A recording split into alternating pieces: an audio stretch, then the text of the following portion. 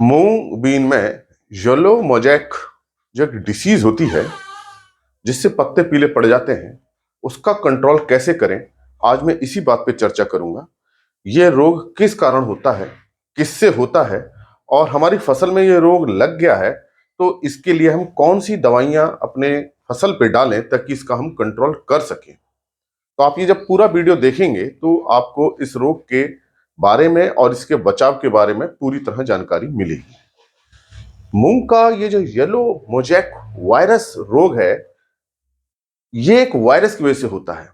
जो रोग होते हैं बैक्टीरिया से हो सकते हैं, फंगस से हो सकते हैं, वायरस से हो सकते हैं, निमाटोड से हो सकते हैं, और दूसरे भी सूक्ष्म जीव होते हैं उससे होते हैं।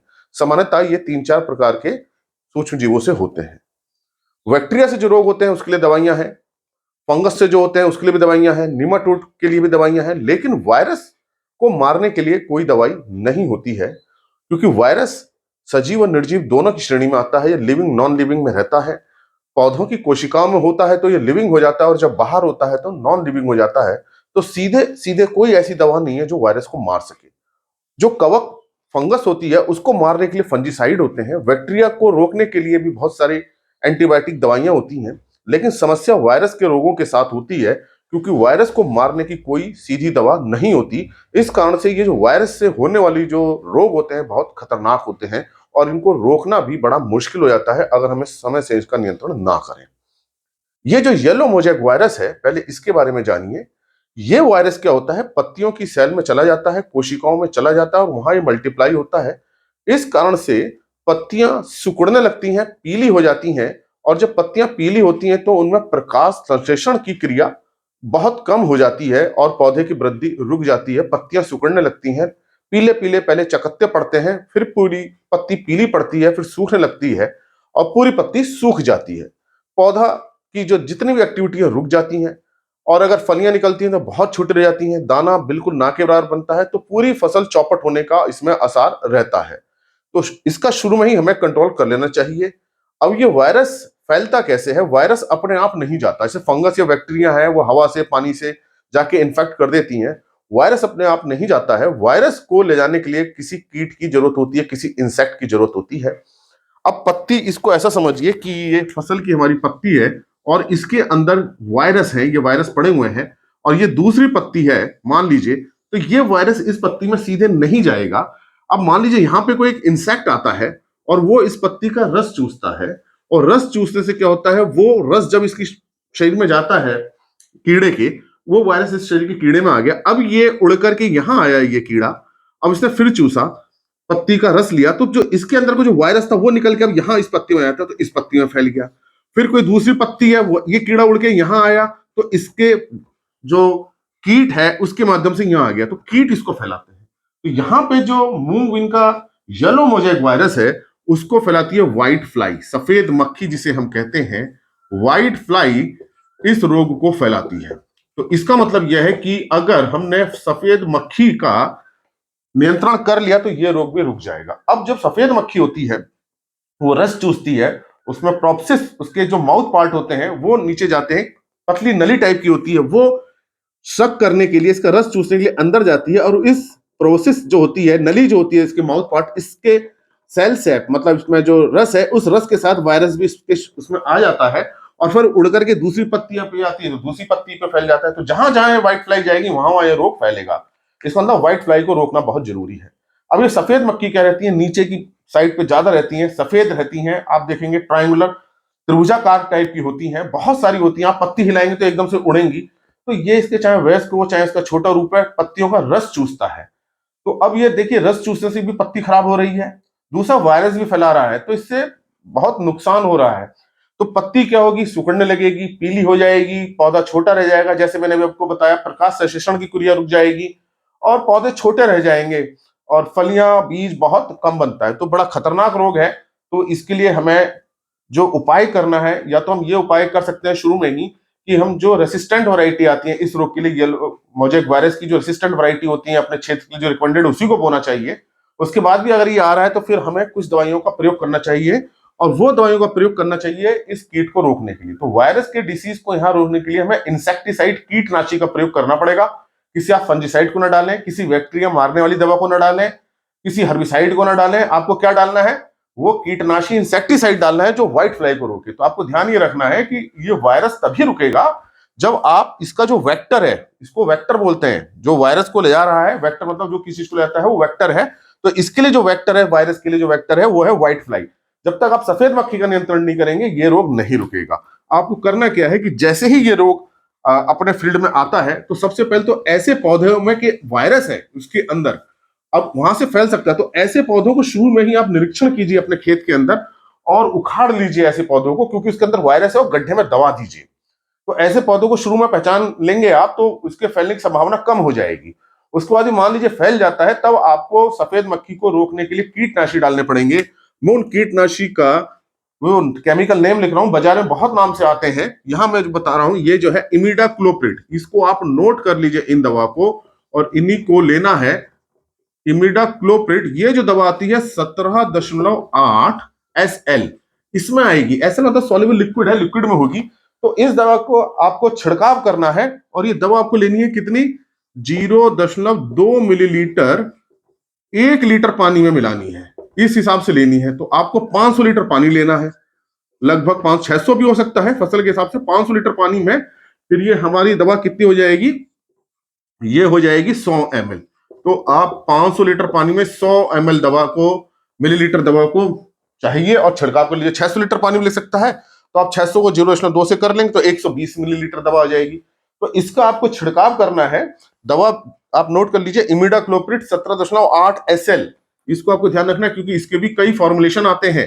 कितनी लेनी है, 1 लीटर में 0.2 मिलीलीटर मिलानी है, मतलब 10 लीटर में 2 मिलीलीटर बनानी है, 2 ml मिलाना है। और 500 लीटर में हमारा काम हो जाता है, फसल पूरी। 1 हेक्टर की दवा है ये, 1 हेक्टर का है ये, 1 हेक्टर का बता रहा हूं। और 1 हेक्टर में 2.5 एकड़ होते हैं, तो 2.5 से आप डिवाइड कर देंगे तो दवा निकल आएगी ये।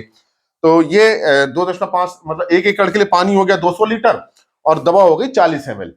तो ये ऐसा मोटा मोटा आप निकाल सकते हैं। तो ये 1 हेक्टर के लिए मैंने आपको बताया। तो इस दवा का प्रयोग आपको करना है, और कंट्रोल में नहीं आता है, बहुत ज्यादा हो गया तो दूसरा छिड़काव 10 से 15 दिन के अंतर पर करना है आपको। तो 11 दिन पे, 12 दिन पे, 15 दिन पे आप कर दीजिए। 2 छिड़काव आप कर देंगे तो कंट्रोल हो जाएगा। तो पहले छिड़काव के बाद आपको ध्यान देना है, दूसरे तीसरे दिन आपको कंट्रोल नजर नहीं आएगा, थोड़ी देर बाद कंट्रोल नजर आता है। अगर आपको लग रहा है कि कंट्रोल में नहीं हो रहा है तब आप दूसरा छिड़काव 10 से 15 दिन के अंतर पर करें। दूसरी दवा जो है, अगर मान लीजिए ये, अब ये दवा बहुत नामों से आती है, ये तो मैंने आपको बोतल में इस नाम देखना, अलग अलग कंपनी अलग अलग नाम से इस दवा को बेचती हैं। बहुत सारी दवाइयां आती हैं क्योंकि बहुत सारी कंपनियां हैं बाजार में, उनके अपने अपने ट्रेड नेम है, व्यापारिक नाम है जिस नाम से वो बेचती हैं। आप बोतल पे इस नाम को देख के खरीदिए, यही इसका सही केमिकल नेम है जो हमको इस नाम से खरीदनी चाहिए दवा। दूसरी दवा ये, मान लीजिए आप ये नहीं मिलती है तो एसिटोफॉस करके एक दवा आती है, एसिटोफॉस। ये 75 फॉर्मुलेशन में है, SP है, ये सॉल्युबल पाउडर है और पाउडर के रूप में रहती है एसिटोफॉस। ये दवा आपको डालनी है 1 ग्राम प्रति लीटर पानी में मिलाना है आपको, 1 ग्राम प्रति लीटर पानी में दवा। तो अब आपको मान लीजिए 1 एकड़ में 200 लीटर डालना है तो 200 ग्राम दवा हो गई। 500 लीटर पानी 1 हेक्टर में डालना है तो यह 500 ग्राम दवा हो गई। तो ये इसकी दर है, या तो इस दवा को प्रयोग कर लीजिए या इस दवा को प्रयोग कर लीजिए, यही बाजार में बहुत नामों से आती है, आप केवल इस नाम को ध्यान दें। तो आपको किसी एक दवा का प्रयोग करना है, सब दवा का प्रयोग नहीं करना है, किसी एक का करना है। मैं दवाइयों को 2-3 नाम लिख दे रहा हूं। ये अगर मान लीजिए ये भी नहीं आती तो ऑक्सीडेमिटॉन मिथाइल एक दवा है, ऑक्सीडेमिटॉन मिथाइल।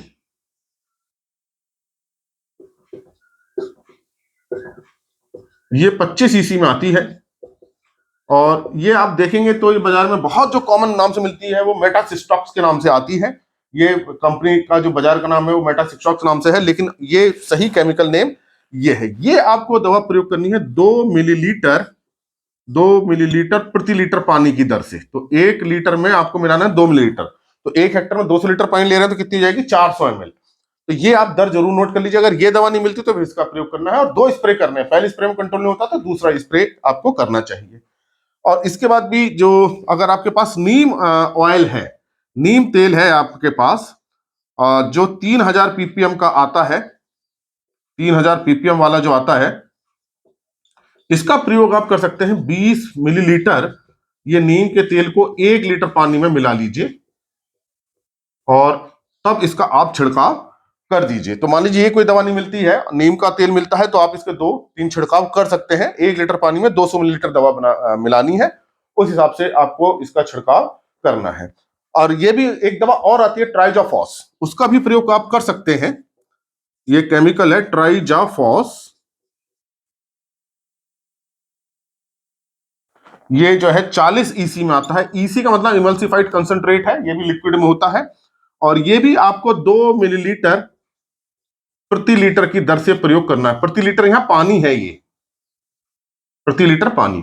तो आप चाहे एमिडाक्लोप्रिड का यूज कर लें, या एसिटोफॉस कर लें, या ऑक्सीडामेटोन मिथाइल, बहुत कॉमन दवा है ऑक्सीडामेटोन मिथाइल, उसका प्रयोग कर सकते हैं।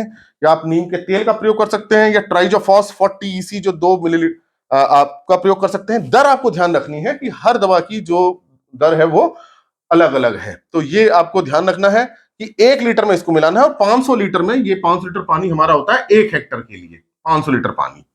और 200 लीटर पानी हम 1 एकड़ के लिए रखते हैं। 200 लीटर या 225 लीटर पानी हम 1 एकड़ में रखते हैं, ताकि आपको ऐसी दवा छिड़काव करना पत्ती पूरी भीग जाए, मतलब हो जाए, मतलब ताकि जैसी कीड़ा रस चूसे वो दवा भी उसके साथ उसके शरीर में चली जाए, और ताकि उसको वो खत्म हो जाए। तो ये व्हाइट फ्लाई को आप जब तक नहीं रोकेंगे तो वो नहीं रुकेगी। तो इसका मतलब कि हमें ये जो येलो मोज़ेक है वो तभी रुकेगा जब हम इसके वेक्टर को रोकें, मतलब जिस कीट से ये फैल रही है, वो कीट है व्हाइट फ्लाई। बस थोड़ी मोटी मोटी बात आप ध्यान कर लीजिए। तो व्हाइट फ्लाई को रोकने वाले हमें इंसेक्टिसाइड डालने पड़ेंगे। आप कोई और दवा डालेंगे कोई उसका प्रभाव नहीं आएगा, आपका खेती का खर्चा बढ़ेगा। इसलिए सही जानकारी होनी बहुत जरूरी है, सही दवा का पता होना भी जरूरी है। अगर आप केमिकल का प्रयोग नहीं करते हैं तो हम नीम के तेल का प्रयोग कर सकते हैं।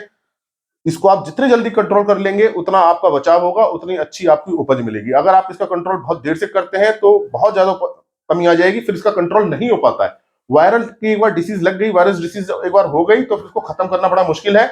उसका स्प्रेड जो आगे फैलती है उसको हम रोक सकते हैं, लेकिन एक बार पौधा रोगी हो गया, उस पौधे को सही नहीं किया जा सकता है। इस बात को ध्यान रखें, रोगी पौधा तो खत्म हो गया, जिसमें रोग लग गया वो खत्म हो गया, क्योंकि वो वायरस लग गया है।